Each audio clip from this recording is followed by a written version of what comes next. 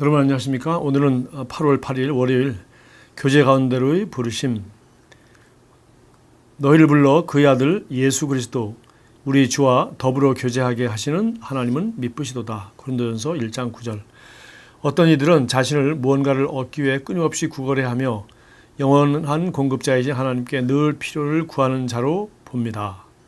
그들은 하나님께서 그분이 도움을 받을 만한 사람을 찾으시는 동안에는 가만히 계신다고 생각합니다. 그것은 예수님과 하늘아버지에 대한 그릇된 생각입니다. 그것은 결코 성경이 그려놓은 그림이 아닙니다. 예수 그리스도의 복음은 죄의 문제와 죄로부터의 구원을 훨씬 능가하는 것입니다. 예수 그리스도의 복음이 가장 높고 주된 목적은 교제로의 부르심입니다. 이것은 무엇을 의미합니까? 첫째, 그것은 하나님과의 하나됨, 가족관계, 영의 연합 및 그분의 것이 곧 당신의 것이요 당신의 모든 것이 곧 그분의 것이라는 공동 파트너십, 협력, 조인트 파트너십으로의 부르심을 의미합니다. 하나님께서 그분의 모든 것이 그분 자신에게 속할 만큼 우리에게도 속하는 교제 가운데로 우리를 부르신 것을 상상할 수 있습니까? 그것이 예수님께서 오셔서 우리를 위해 성취하시기 원하신 것입니다. 우리는 새 생명을 얻기 전에는 그런 교제 가운데로 들어갈 수 없었습니다. 예수님께서 우리가 그것을 가질 수 있도록 우리의 죄 때문에 죽으셨습니다. 그러므로 죄로부터의 구원은 예수님께서 오신 주된 목적이 아니라 목적 달성을 위한 하나의 수단이었습니다. 그분이 오신 궁극적인 목적은 바로 교제였습니다.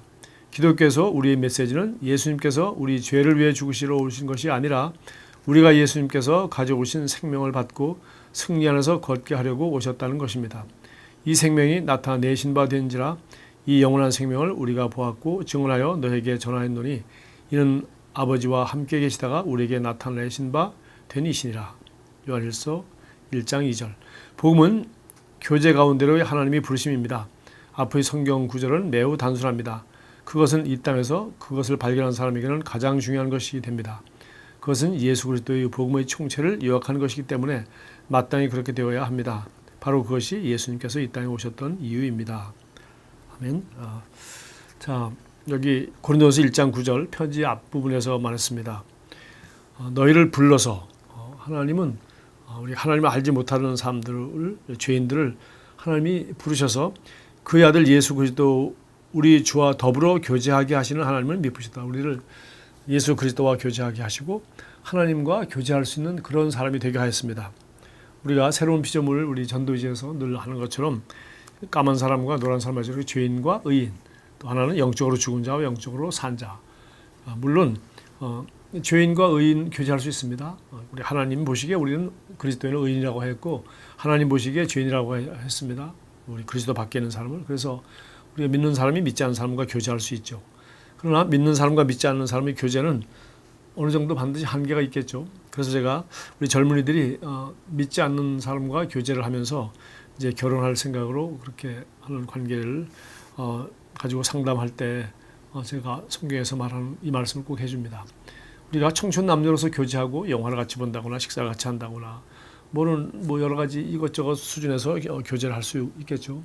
그러나 교제하는 이유가 뭡니까? 그렇게 교제하다가 이 사람이 정말 나를 사랑하는 사람인지 나와 대화가 되는 사람인지 뿐만 아니라 나와 함께 인생의 이상과 목적과 꿈을 향해 함께 꿈꾸며 한 배를 타고 행복한 삶을 살 수 있는지를 점검해야 되는데 예수 그리스도는 우리의 주님이시고 우리의 구원자이시며 우리의 삶의 모든 가치관은 예수께서 우리에게 가르쳐 주신 이 성경의 말씀과 이 복음과 하나님의 왕국 안에 있습니다. 그러므로 정말 내가 그리스도인이고 내가 예수를 주님으로 섬긴다면 예수를 주로 섬기지 않는 사람, 또 성경의 가치관을 믿지 않는 사람, 그리고 하나님을 믿지 못하는 사람과 무슨 교제를 더 깊이 할 수 있겠습니까? 그러니까 제가 믿지 않는 사람과 전혀 사귀지 말라, 만나지 말라라고는 말하지 않죠. 또 성경도 그렇게 말하고 있지 않습니다. 우리가 믿지 않는 사람과 만나지 않으면 믿지 않는 사람이 운전하는 버스도 타면 안 되겠네요.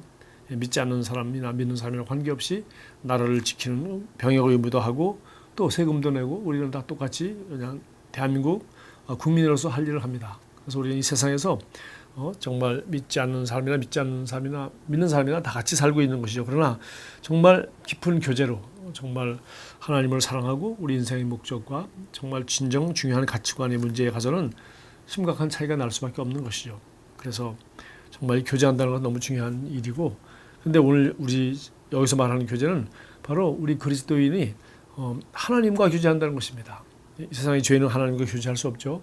하나님 빛이시고 우리는 죄인들은 어둠이기 때문에 어떻게 빛과 어둠이 같이 할 수 있느냐고 오늘 여기 요한 1서에서 말하고 있습니다. 우리 여기 참고로 요한 1서 3장 말씀을 여기 참고하라고 되어 있는데 이렇게 되어 있어요. 3절 우리가 보고 들은 바를 너에게도 전함은 너희로 우리와 사귐이 있게 하려 함이니 우리의 사귐은 아버지와 그의 아들 예수 그리스도와 더불어 누림이라. 그래서 예수님이 오셔서 우리가 드디어 이제 영적으로 죽은 자가 산 자가 되고 죄인이 의인이 되고 거룩하지 못한 자가 거룩한 자가 되어서 정말 의로우신 하나님과 또 거룩하신 하나님과 그리고 빛 되신 하나님과 함께 교제할 수 있는 그런 정말 신분, 그런 새로운 피조물이 되었다는 것입니다. 그래서 우리로 하여금 우리를 불러서 이런 교제의 자리에 들어가게 하셔서 이제 우리가 하나님의 자녀가 되었을 뿐만 아니라 이제는 예수 그리스도와 교제하고 또 하나님 그분과 직접 교제할 수 있는 그런 영적인 존재가 되었고 그분이 생각과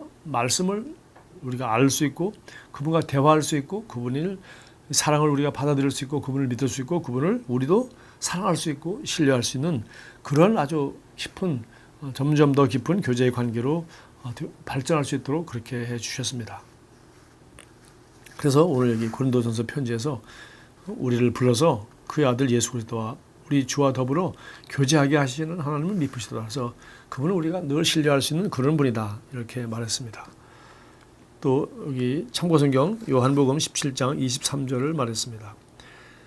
곧 내가 그들 안에 있고 아버지께서 내 안에 계시어 그들로 온전함을 이루어 하나가 되게 하려 함은 아버지께서 나를 보내신 것과 또 나를 사랑하심 같이 그들도 사랑하신 것을 세상으로 알게 하려 하심이로소이다. 그래서 이 교제는 사실은 사랑의 교제죠.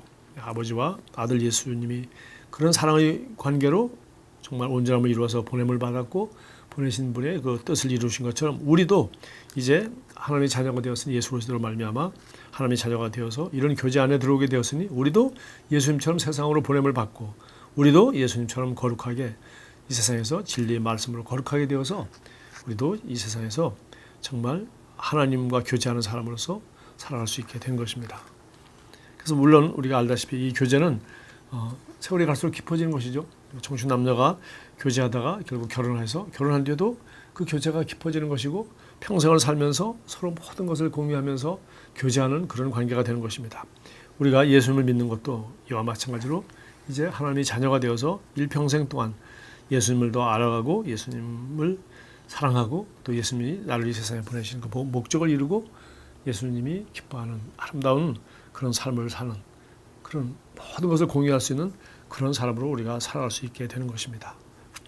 여기 요한 1서 1장 부분은 이 얘기를 상당히 많이 하고 있습니다. 교제에 대한 얘기를 많이 하고 있는데 여기 이 교제란 말을 다른 말로 사귐이라고 하죠. 그래서 여기 6절에도 요한 1서 1장 6절 보니까 만일 우리가 하나님과 사귐이 있다 하고 어둠에 행하면 거짓말을 하고 진리를 행하지 아니함이라. 하나님은 빛이신데 하나님이 진리신데 우리가 하나님과 사귄다고 하면서 죄를 짓는다면 그건 거짓말하는 것이지 하나님과 사귀지 않는 것이든가 아니면 하나님과 사귐이 제대로 되고 있지 않기 때문에 거짓말하는 것에 지나지 않는다 그랬어요. 또 그가 빛 가운데 계신 것 같이 우리도 빛 가운데 행하면 우리가 서로 사귐이 있고 빛 가운데 행하는 사람끼리 서로 사귐이 있지 이 사람은 계속 어둠 가운데 행하고 한 사람은 빛 가운데 행하려고 하면 계속 사귈 수가 없겠죠. 마찬가지로 이 사귐의 얘기를 가지고 사귐이라는 주제를 이렇게 얘기했습니다.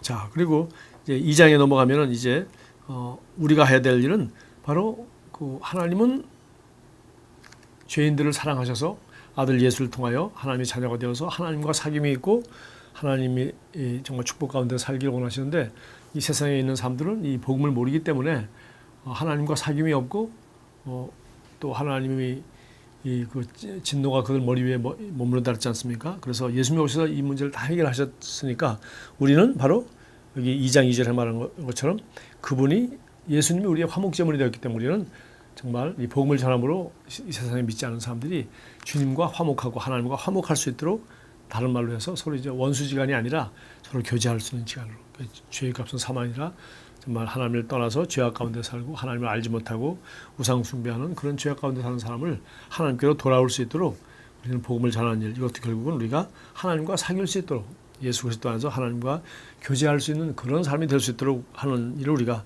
전도라고 하고, 또 이런 일이 바로 하나님 왕국에서 일하는 일이라고 성경 말하고 있습니다. 기도하겠습니다. 사랑하는 주님, 성령님과 아버지 아들 예수 그리스도와의 영광스러운 교제를 저를 불러주셔서 감사드립니다. 저는 예수 그리스도를 통해 아버지와 하나님을 소중하게 여깁니다. 아버지께 속해 있는 모든 것에 접근할 수 있는 특권을 주셨기 때문에 저희 공급의 원천은 고갈되지 않습니다. 예수 이름으로 기도합니다. 아멘.